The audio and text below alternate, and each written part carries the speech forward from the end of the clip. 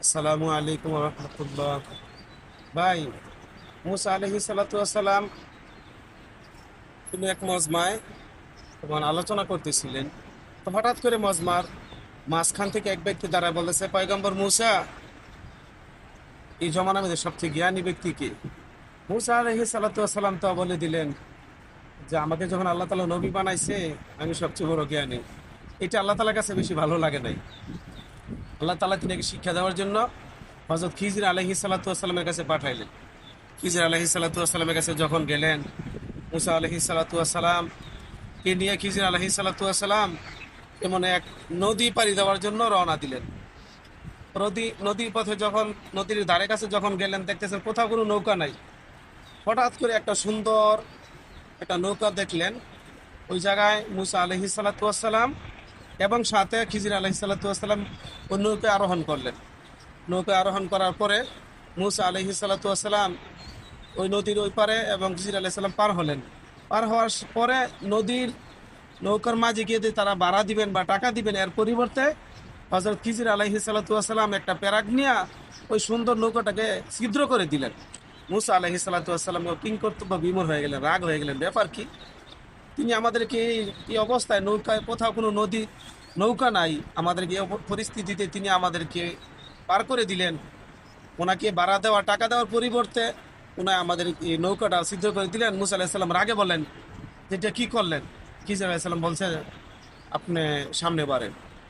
তো মুসা আলহি সালাম আবার খিজির আলাহি সাল্লামের সাথে হাঁটতেছিল। অনেক দূর হাঁটার পরে মুসা আলহি সালাম দেখতেছে অনেকগুলো বাচ্চা একসাথে খেলাধুলা করতেছে। ওইখান থেকে একটা বাচ্চাকে ধরে খিজির আলহি সালাম হত্যা করে দিল। মুসা আলাহি সাল্লাম তো আরো রাগে গেছে। ব্যাপার কি? যিনাকে ঠাডা মুসা বলা হয়, রাগে আরো বেশি রাগ হয়েছে। ব্যাপার কি? এই বাচ্চাটা কোনো অন্যায় করে নাই, পাপ করে নাই, আপনি হঠাৎ করে বাচ্চাটাকে হত্যা করে দিলেন। তো মুসা আলাহি সাল্লাম যখন এই কথা বলতেছিলেন, খিজির সাল্লাম বলছে যে তুমি আমার সাথে আর চলতে পারবা না। বলছে না, বলেন। তো বলতেছে যে না, বলছে আর একবার যদি আমি আপনাকে প্রশ্ন করি তাহলে আপনা থেকে আমাকে দূরে সরাই দিন। তো এমন মুসা আলাহি সাল্লাম খিজির আলাহি সাল্লাম হাঁটতেছে। হাঁটার পরে অনেক হাঁটার পর একটা গ্রামের ভিতরে তারা ঢুকছে। ওই গ্রামের ভিতরে ঢুকার পরে ওই গ্রামের মানুষের কাছ থেকে তারা কিছু খাবার চাইছে, যে আমরা তো অনেক পথ অতিক্রম করে আসছি, আমাদের কিছু খাবার দরকার। তো এলাকার মানুষ তাদেরকে চিনলো না, খাবার টাবার কিছুই দিল না, তারা চলে আসতেছে। হঠাৎ করে গ্রাম থেকে বাইরে হওয়ার পরে খিজির আলাহি সাল্লাম দেখছে একটা ওয়াল পরে আছে, কায়ত হয়ে আছে। খিজির আলাহি সাল্লাম এটা ধরে সোজা করে দিলেন। তো মুসা আলাহি সাল্লাম বললো, ব্যাপার কি? দেখেন ওই এলাকার মানুষের, আমরা তাদের কাছে কিছু খাবার চাইলাম, তারা আমাদেরকে খাবার দিল না, বরঞ্চ আপনি তাদের উপকার করে দিলেন। তা মুসা আলাহিসাল্লাম যখন এই প্রশ্ন করলেন, খিজির আলাইসাল্লাম বলছে, তুমি তো বলছিলে আরেকটা প্রশ্ন করলে আর আমার সাথে থাকতে পারবে না। তো মুসা আলাহিসাল্লাম বলছে, ঠিক আছে, থাকতে পারবো না।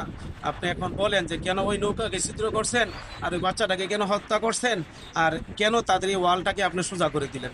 খিজির আলাইসাল্লাম বললো, দেখো ওই যে নৌকা, ওই নৌকাটা যে এপার থেকে যদি ওই পার যায় তাহলে যে জালেম বাসা আছে ওই নৌকাটা নিয়ে যাবে।